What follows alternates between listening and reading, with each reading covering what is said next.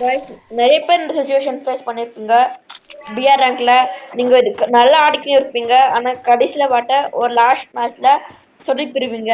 இப்ப பாருங்க நான் நல்லா ஆடிக்கிறேன். கிட்டத்தட்ட ஒரு ஒரு 3 கில்ல தான் அடிச்சிருந்திருப்பேன். அடிச்சுட்டு நான் பார்த்து 7 தான் போயிட்டு இருப்பேன். ஆனா கொஞ்ச நேரத்துக்கு நான் பின்னாடி ஒரு எனிமி பார்ப்பேன் இருங்க.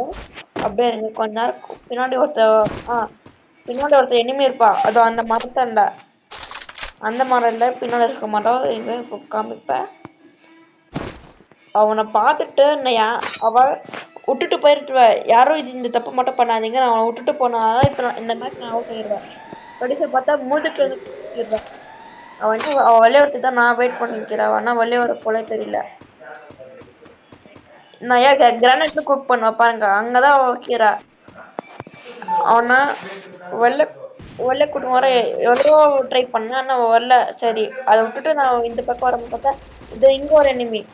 சரி 150 தராம பார்த்தா அவன் ஆல்ரெடி பொட்டிக்கெல்ல போட்டு வச்சுட்டாரு.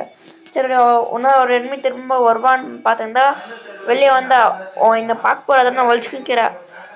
அவ எங்க இருந்த ஸ்கோப் போட்டு கரெக்டாக வச்சிருந்தா அவன் அந்த சைடில் வந்து வந்துட்டா.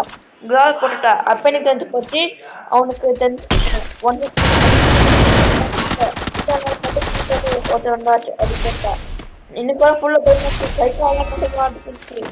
டிமிட்ரி போட்டுட்டு அவரை கன் குக் பண்றனா சரி அவனை